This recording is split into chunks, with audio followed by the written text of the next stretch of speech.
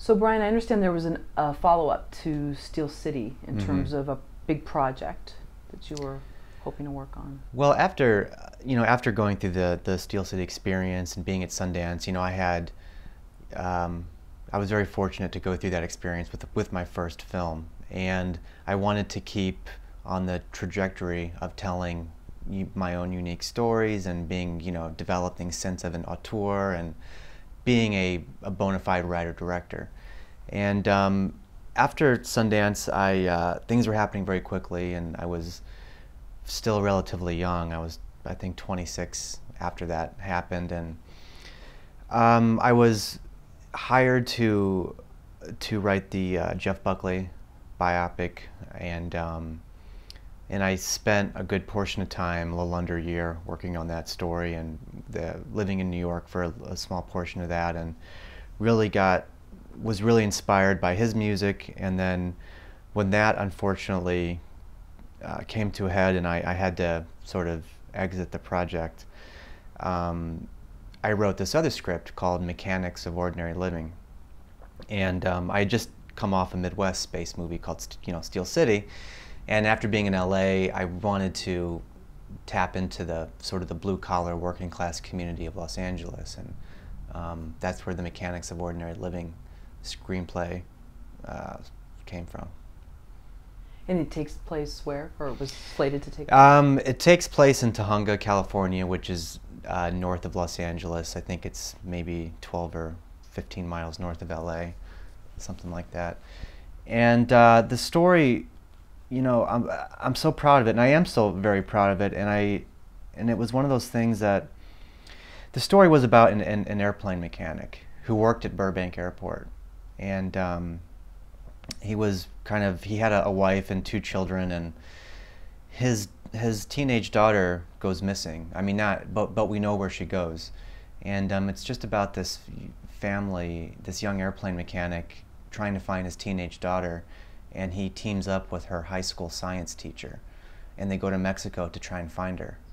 And it's just a really good. I was so proud of it, and the script was acquired by Oxymoron Entertainment, and we were slated to shoot, and budgets were being made and offers were being made to actors, and since I surrendered control. Once they pulled the plug and said, we're not going to move forward, I couldn't. My hands were tied, so I'm in a position where I have to reacquire the property in order to move forward with the movie.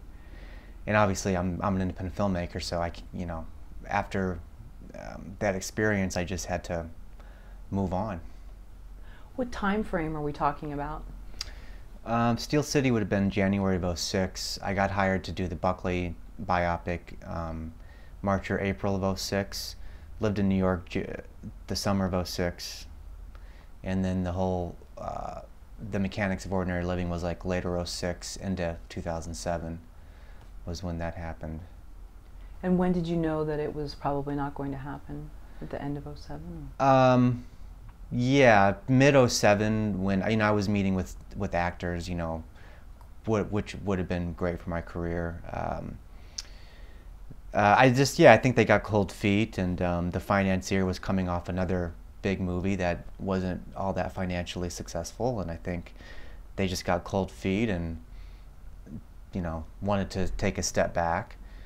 And then I got offered a movie that I was less enthusiastic about, but I had to find a reason, something I could bring to the table. And that movie was The Cover-Up, which ended up going to Lifetime. So different than Mechanics of Ordinary Living and what I saw myself doing. This was based on a true story, and I was not allowed to interview the family or even get close to the family because they didn't approve of it. So I couldn't, do what I needed to do, and the whole thing was in this bubble, and because there was other motives as to why the film was getting made, and I'm very proud of the movie, and I think the movie's an important film, but at the end of the day, it was my follow-up movie, and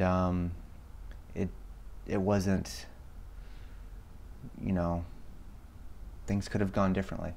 Right. Well, going back to it, when you felt some of the excitement was going out on their end, what were you doing? I think that's an interesting thing. I mean, did you kind of have a gut feeling that, you know what, stuff's not happening the way it should be on the other end, and you started to get nervous? Or was it a total surprise that it didn't go through? And you mean in regards to not being able to have access to the family and all that stuff? Oh, I'm sorry. Well, I meant I can rephrase it. For the mechanics of Ordinary Living, when you felt that this project that you were so excited about and that really meant a lot to you was slipping away on their end, did you intuitively know that, or were you totally blindsided when they let you know? Well, I mean, it was intuitive a little bit because it's a progression of events. Emails aren't returned, phone calls aren't returned.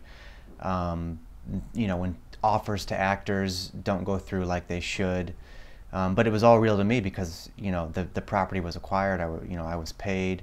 I was meeting with actors on my end through my setting up through my manager at the time, and the response to the script was phenomenal. I mean, still is a great script, and you know, one day, you know, the movie's, you know, someone owns this, you know, and it can still have a life, and it was a gradual thing, and the company that acquired the material, you know, didn't originate in the film business, or they came from a different area of business, and kind of was able to, through wealth and connections, you know, like a lot of people, buy their way in, and that's fine.